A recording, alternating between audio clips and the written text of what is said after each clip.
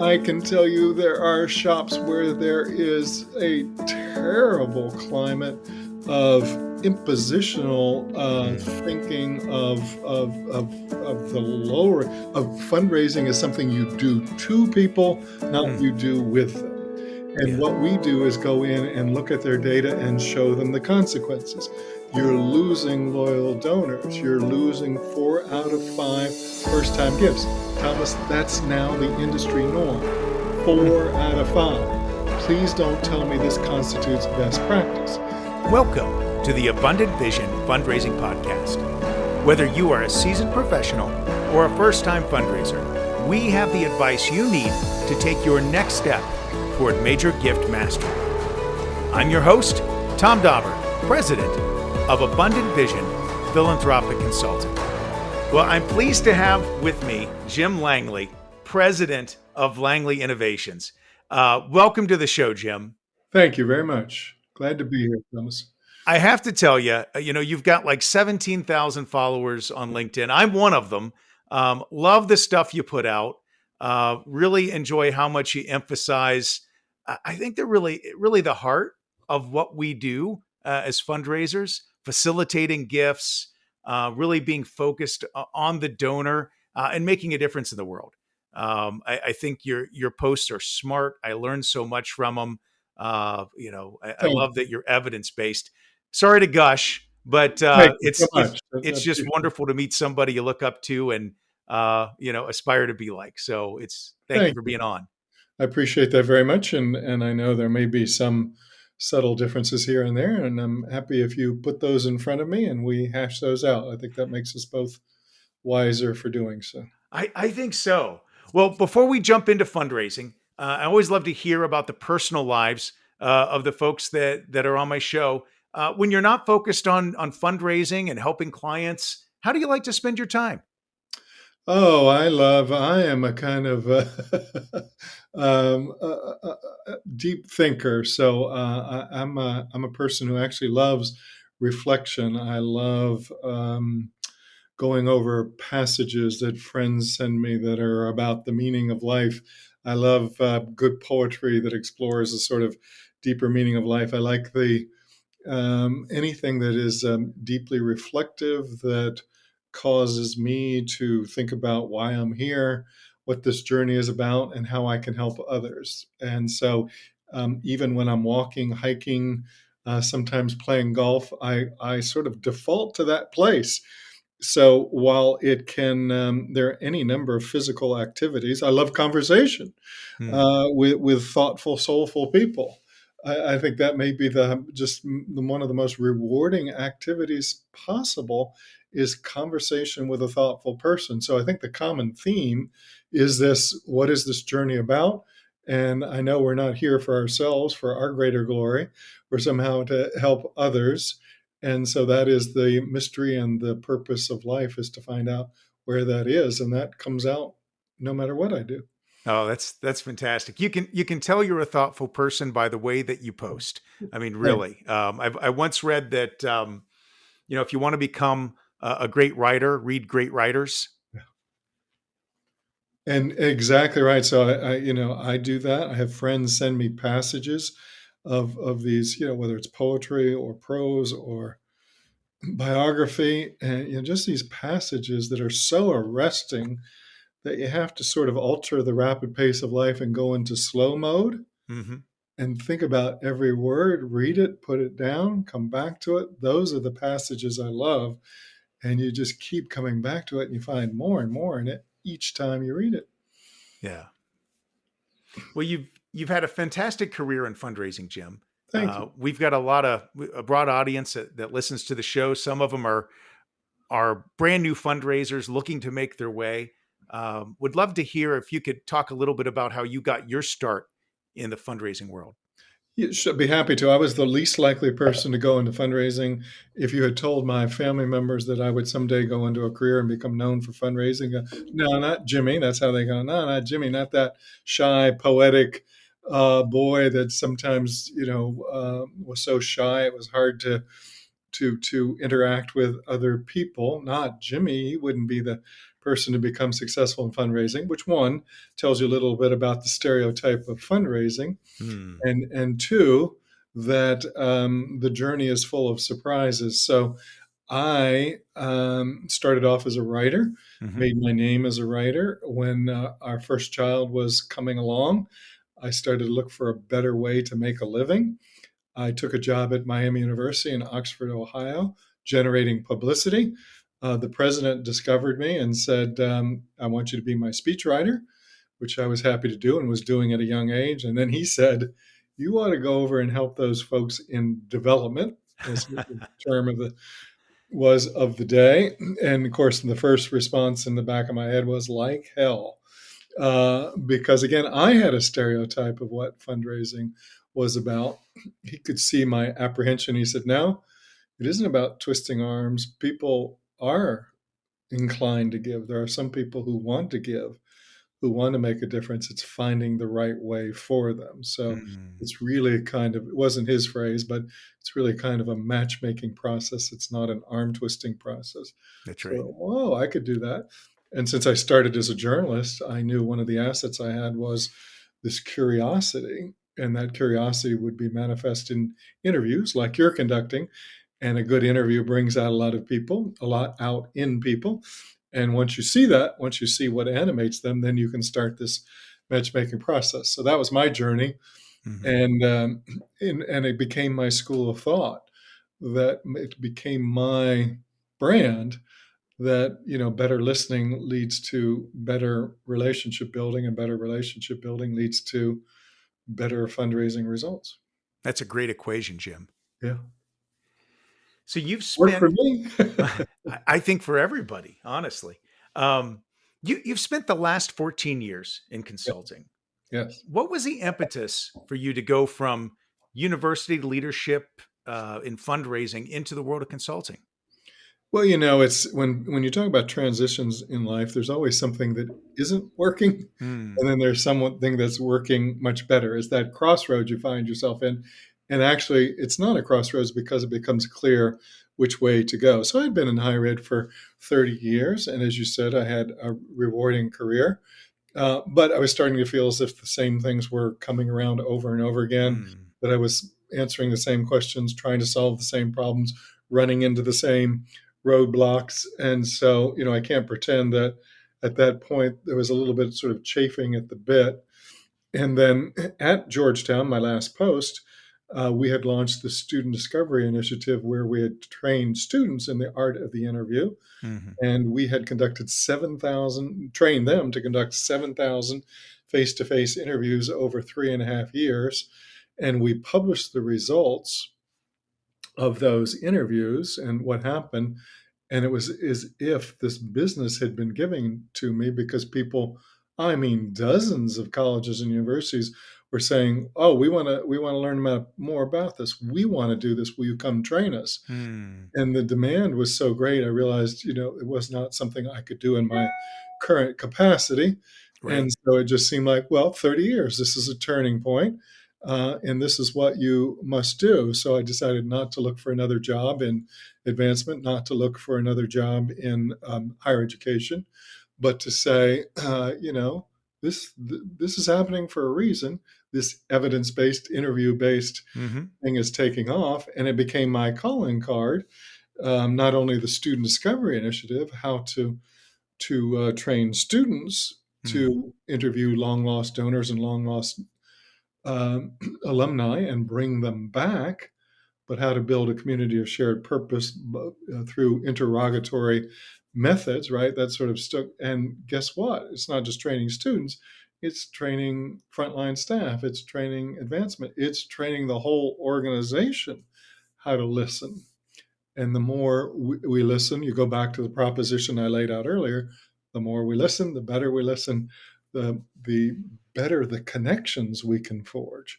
So that just one of those things. I swear, Thomas, I wonder if I had anything to do with anything in my life, or if it wasn't all preordained and I just, followed the path that opened up for me. Tom Dauber here for Abundant Vision Academy. Are you a nonprofit leader who's new to fundraising? Are you feeling crushed by your fundraising goals and not sure how to find success? My online class, crafted from my 25 years of experience and more than 5,000 donor meetings, Abundant Vision Academy will give you the confidence and understanding you need to start building relationships with donors and having gift discussions in just 110 minutes. You'll get 14 videos covering all the topics you need to find success in fundraising. You can take it at your own pace and can watch as many times as you'd like. This is one of the best deals in fundraising continuing education you can get today. To make sure you get off to a strong start in 2024, I'm offering a 50% discount to anyone signing up for my course this spring. That's a $375 value. Enter the coupon code SPRING2024 at checkout to claim your 50% discount. That's SPRING 2024. Head on over to thomas-dauber-s-school.teachable.com and click on Abundant Vision Academy to get your discount today. The link is in the podcast description. The idea of having students, do those interviews, I only know what you've told me about that initiative, but what I know of alumni, that just seems like a brilliant move to me. Like a lot of things I've done and a lot of the things I advise clients, they look at me and you can see this kind of dawning and they go, "Oh, Jim, that makes so much sense.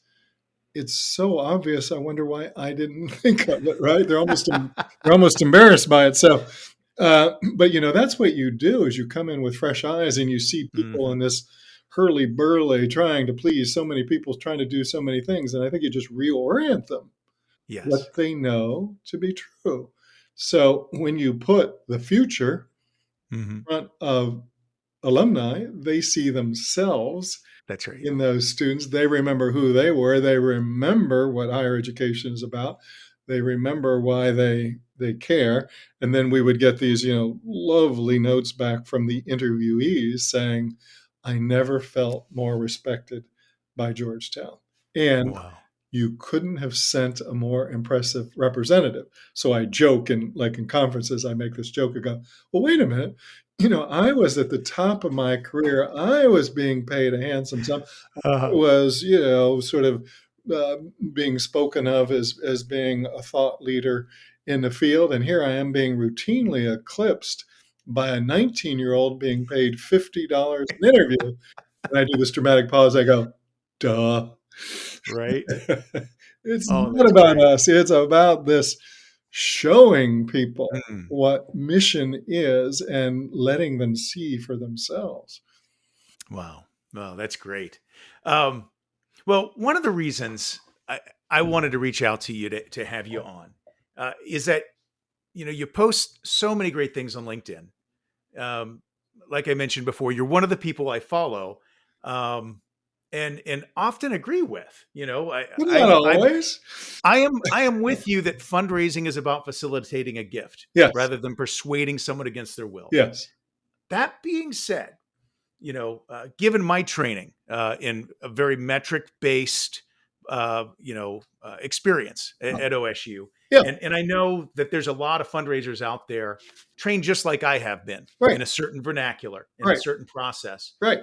And we've got questions about your approach. And so there's a couple things I wonder that I'd love to just share with Of you and get your course. responses. Yeah.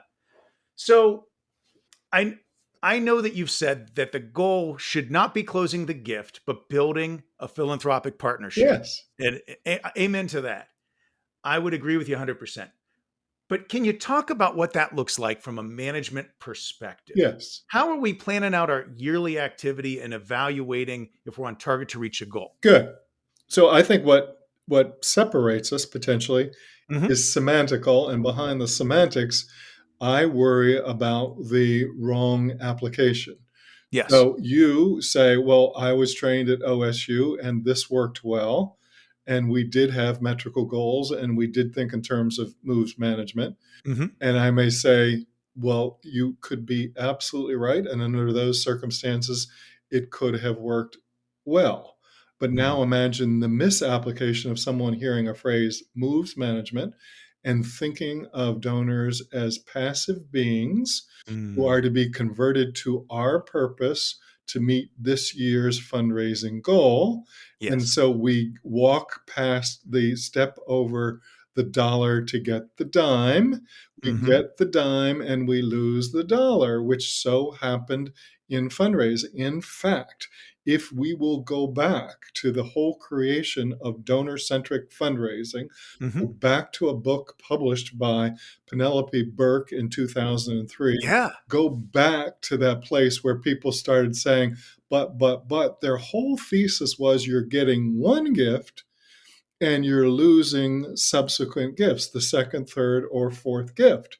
And that when people started to adhere to what Penelope Burke had discovered by listening to Hmm. thousands and thousands of donors, by saying, if you will just listen a bit closer, you'll not only get that single gift this year, but you will build that philanthropic partnership. So I think what often happens, Thomas, as you say, in my world, the way I was trained, um, life happened according to training. Yeah. And I will tell you, as a well traveled, well seasoned, often a euphemism for old practitioner, that I can tell you there are shops where there is a terrible climate of impositional Mm. thinking of the lower of fundraising as something you do to people, not Mm. you do with them. And Yeah. what we do is go in and look at their data and show them the consequences. You're losing loyal donors. You're losing 4 out of 5 first time gifts. Thomas, that's now the industry norm. Mm. 4 out of 5. Please don't tell me this constitutes best practice. You have had the privilege of working with people who are profoundly philanthropic, who gave over and over again. You Hmm. have seen in a career, as is the case of OSU, that the average $1 million gift comes from someone who's given 15 years or more, not Right. the first time gift. You have seen that most of the estate gifts come from people who've given 20 years or more. Hmm.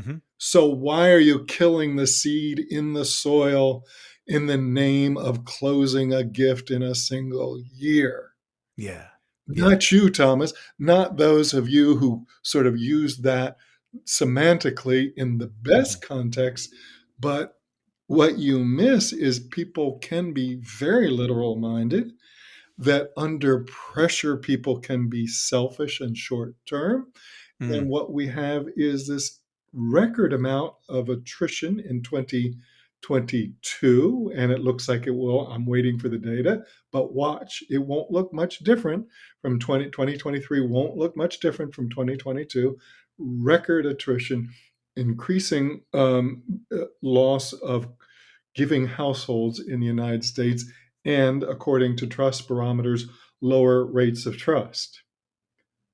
So let's not argue about semantics. Let's make sure semantics don't create attitudes that cause this further rate of attrition in giving households.